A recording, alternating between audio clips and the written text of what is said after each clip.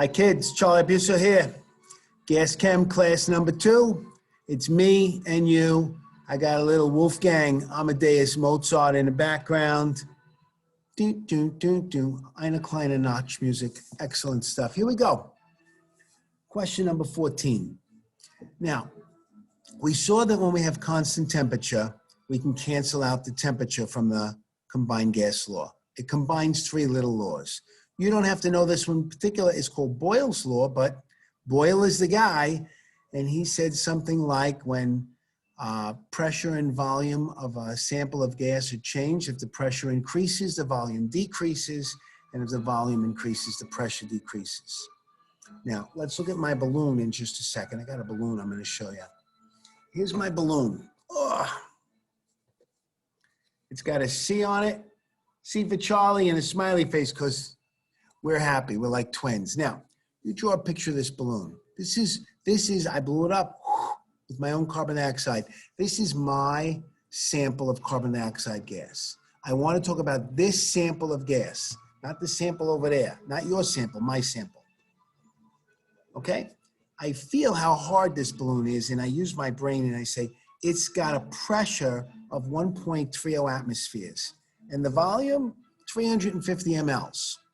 Now, these are not accurate. I'm making them up. But we have to have a starting pressure and a starting volume to talk about this sample of gas, right? And I'm going to declare it. That's what it is. 1.30 atmospheres, because it's a little hard, but it's not like a basketball hard or a football hard. And it's, I don't know, it's a certain size. I'm calling it 350 milliliters. Now, what happens if I squish it? Squish it with my manly arms. Oh, it's stuck to me now. What happens to the volume? If I squish it, the volume gets smaller. And what happens to the pressure? Does the balloon get harder? You darn tootin' it does. You knew that. You knew that. What happens? The volume decreased and the pressure increased. Pressure and volume always act sort of in an opposite way from each other. Increase, decrease way, or decrease, increase way. Mathematically, that's called being inversely proportional. When one variable goes up, the other variable has to go down in order to keep it equal. Otherwise, it won't be equal. If they both increase, things are getting bigger. And if they both decrease, things are getting smaller. But if one goes up and the other goes down and you multiply them, then you can keep it equal to where you started.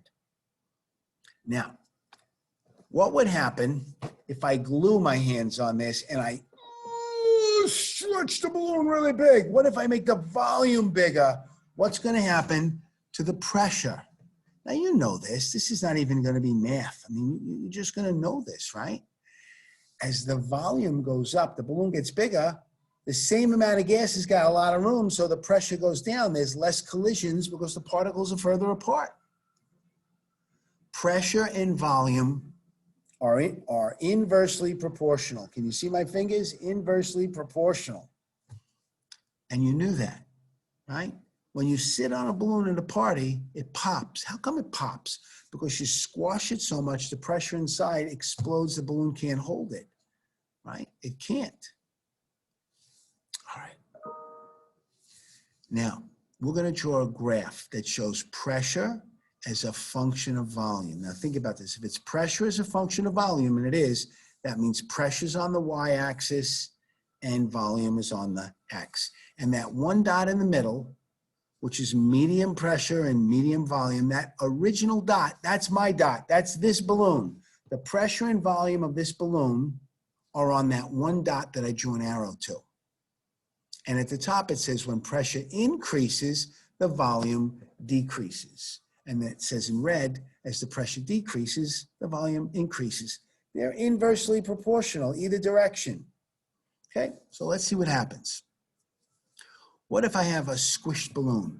I squish it, and I make the pressure go up, and the volume goes down, just like these blue arrows.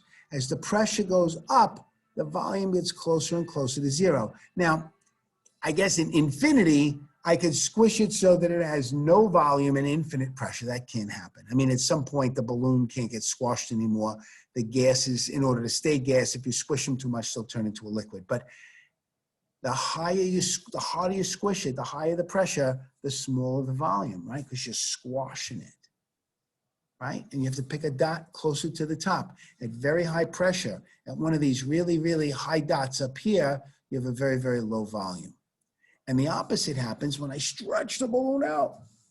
When the volume increases, the pressure goes down. So in order to go forward along the x-axis to get bigger and bigger volume, the pressure has to go down in order to keep it even.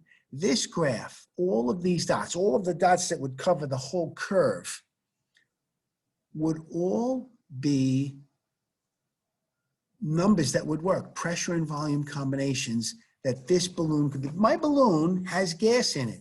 My balloon has a starting point of 1.30 atmospheres and 350 mLs.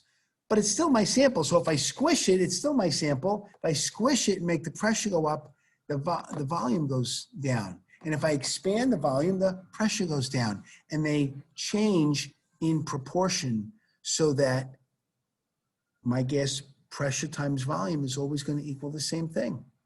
Look what we got. The original P1V1, right? That was whatever we just said that was, I forget now. 1.30 atmospheres and 350 mLs. At P2V2, pressure went up, volume goes down proportionally. P1 times V1 is going to equal P2V2. Why? Because the pressure went up, but the volume went down proportionally. And if we picked a different dot, P3V3, for instance, or P4V4, any one of those dots, or every one of those dots, if the pressure goes up, the volume goes down proportionally so that P1V1, or P1 times V1, equals P2 times V2. And this, oh, I have to take this call, okay? So there you go. I'm going to put you on pause and see if that works. I'm going to stop